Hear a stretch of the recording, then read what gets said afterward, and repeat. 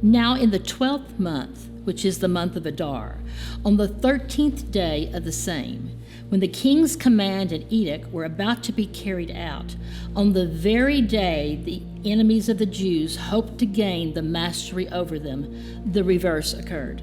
The Jews gained mastery over those who hated them. The Jews gathered in the cities throughout all the province of King Ahasuerus to lay hands on those who sought their harm. And no one could stand against them, for the fear of them had fallen upon the peoples. All the officials of the province, the satraps, the governors, and the royal agents also helped the Jews, for the fear of Mordecai had fallen on them. For Mordecai was great in the king's house, and his fame spread throughout all the provinces, for the man Mordecai grew more and more powerful. The Jews struck all the enemies with the sword, killing and destroying them, as did they pleased to those who hated them. In Susa, the citadel, which itself the Jews killed and destroyed 500 men. The 10 sons of Haman and the sons of Hammedatha, the enemy of the Jews, but they laid no hands on the plunder. That very day, the number of those killed in Susa, the citadel, was reported to the king. And the king said to Queen Esther, "In Susa, the citadel, the Jews have killed and destroyed 500 men, and also the 10 sons of Haman. What then have they done in the rest of the king's provinces? Now, what is your wish? It shall be granted you, and what further is your request? It shall be fulfilled." And Esther said, "If it please the king, let the Jews who are in Susa be allowed tomorrow also to do according to this day's edict, and let the 10 sons of Haman be hanged on the gallows." So the king commanded this to be done, and a decree was issued in Susa, and the 10 sons of Haman were hanged. The Jews who were in Susa gathered also on the 14th day of the month of Adar, and they killed 300 men in Susa, but they laid no hands on the plunder. Now the rest of the Jews who were in the king's provinces also gathered to defend their lives and got relief from their enemies, and they killed 75,000 of those who hated them, but they laid no hands on the plunder. This was on the 13th day of the month of Adar, and on the 14th day they rested and made a day of feasting and gladness. But the Jews who were in Susa gathered on the 13th day and on the 14th, and they rested on the 15th day, making that a day of feasting and gladness.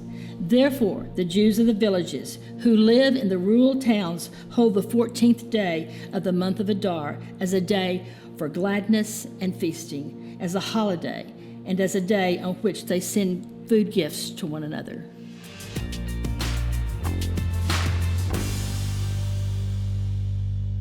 For the same reasons that I love the book of Esther, I love the Bible as a whole. It's filled with true stories, rich history, stunning rescues, sweeping victories, vibrant celebrations, and it all centers around a big, sovereign God.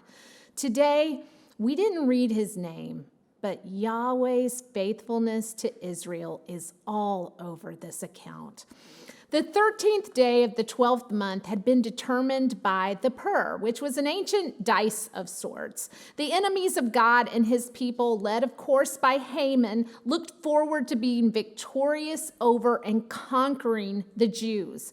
But as the calendar inched forward, as we've seen chronicled all along the way, God began to put pieces in place that affirmed who held the ultimate power over Israel. God did. And he had promised to protect his people from total destruction.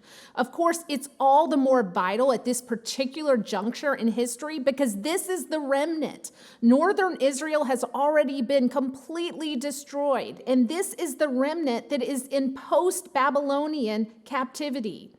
When Haman was replaced miraculously by a Jew, Mordecai, God's people began to see his hand, and their faith increased.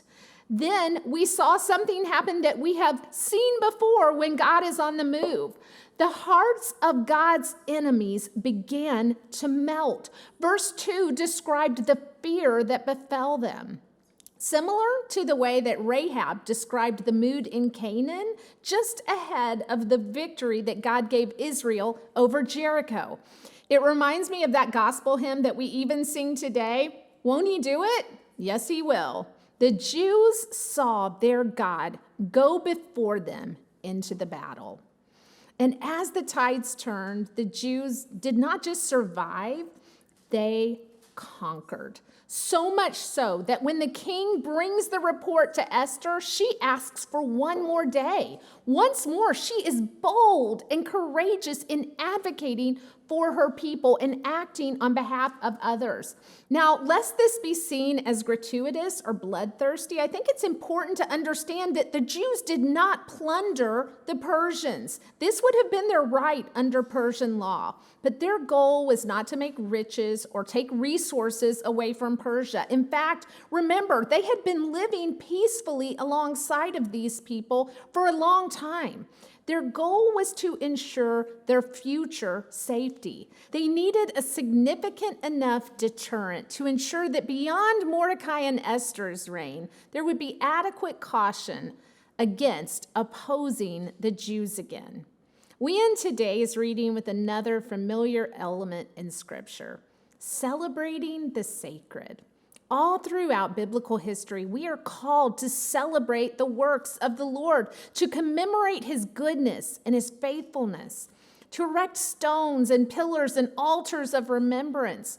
The Jews are drawing on their rich history of walking with the Lord here by celebrating the sacred, significant rescue they received. We'll talk more in our last session about the significance of celebrating the sacred and how that honors God. But as we end today, I pray you're encouraged. I pray you are reminded that we serve a God who makes a way for us. Get to know him this week on the pages of Scripture. In Esther, he's worth it.